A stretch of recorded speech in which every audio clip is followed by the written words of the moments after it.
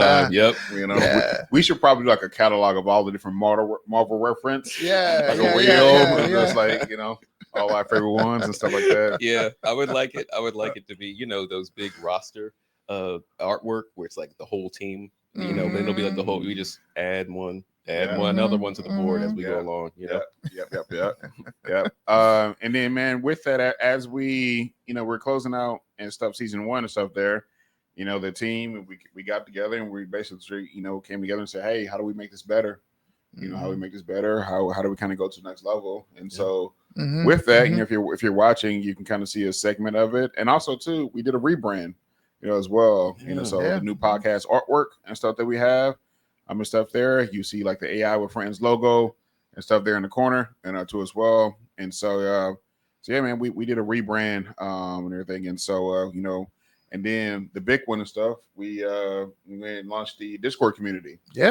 And so if you're watching this, definitely join the Discord community. You'll see it here in the show notes and stuff. And you see it in the show notes stuff there, so you can join the Discord community. So definitely, we'll be hosting workshops. Yep. We'll be hosting office hours. We'll be engaging and stuff with the community. And so really excited about that. Yeah. Really Come on in. Yeah. Come on in. Any questions? Come on, you guys have? ask your questions. We're here for it. Yeah. That should be like join the fam. Join the fam. Yeah. Join the fam. All right. We'll put a pin in that one. I like that. Join the fam. Yeah. Oh, what are we gonna call them? The fam? Like the AI with friends? AI with friends, should it be? Are they the friends?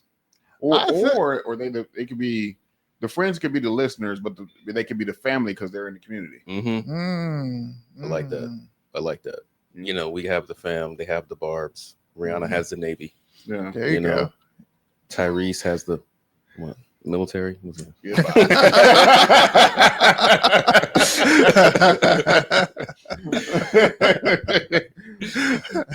Yeah, man. So definitely join the community. Stuff here. So we closed season 1 to end of last year, but it's been a few weeks, man. What you guys been working on? What you been doing?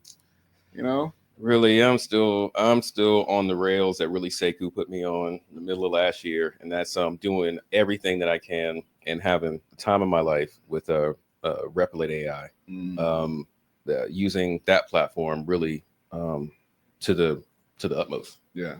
I found it really easy to be creative. Those kind of late at night, how you do. Just got to get out of bed and you got an idea that really is bugging you. It keeps you up at night. That is it takes a lot of the friction. Yeah. So I think there's a term for that I was just reading about. We call it vibe coding. Vibe coding. Vibe coding. Replicate. Yeah. That's really cool. Just you late at night with your Replicate agent, writing some code, talking to it, telling it.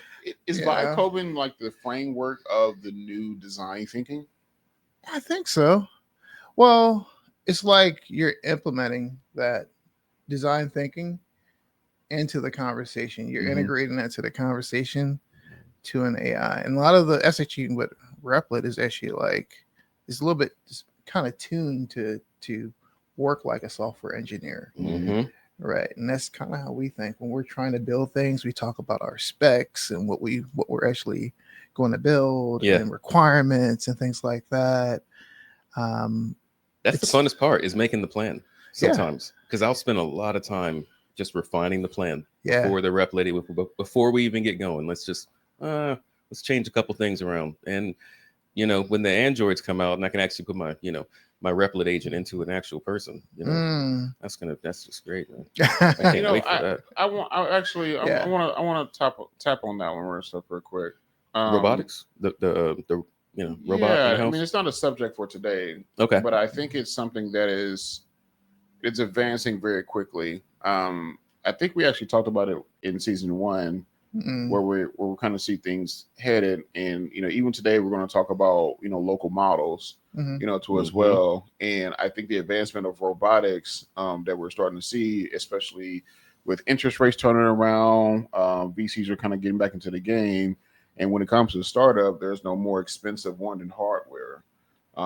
But it seems like now people are more game and excited because of the opportunity that lays in front of us. What do you guys think about the combination of robotics and local LLMs, and how they can use cases, how they can impact us?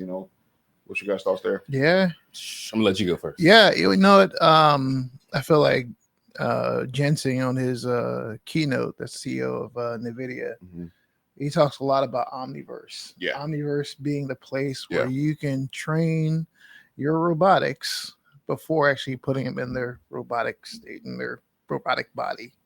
Right.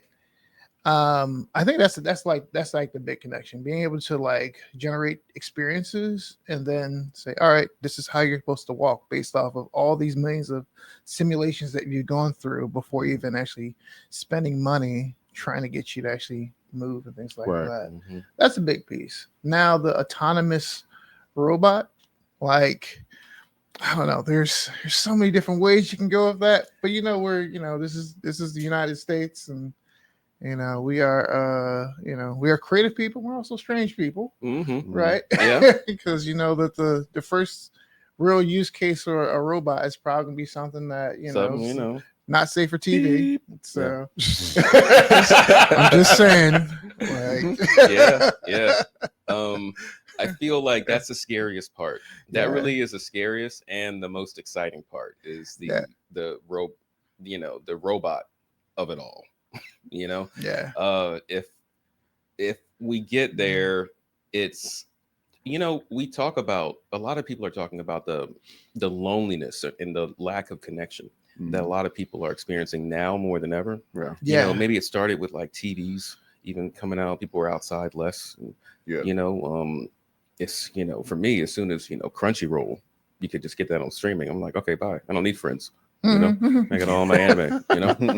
So I feel like it's scary because I'm looking at my son grow up, and the neighborhood that I had with me playing kickball on the block and all that, and it's just gone. It's not really a thing anymore. No one's knocking on doors. No one's you gotta get on Roblox. Still toilet papering houses.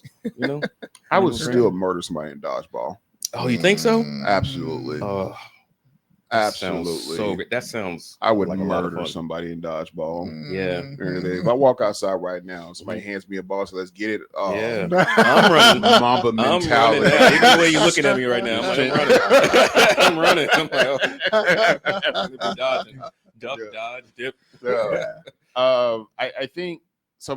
My mind goes to, I think, history finds a way to repeat itself, even if it's in different lanes and different levels. So my mind goes to the benefit that we saw with things like Uber Eats, DoorDash, and things like that. And so the benefit of that was the saving of time.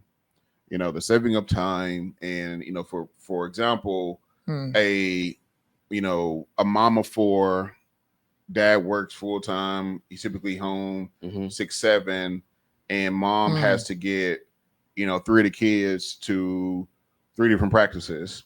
Yep. And then she has to go grocery shop. With 4 kids going through the grocery store, which a lot of times can be a nightmare. But that what Uber Eats and DoorDash and these platforms give her the ability to do was order online and have it delivered to her. So when she gets to the house, she's kind of picking up the groceries and taking them in the house and putting on stuff from there.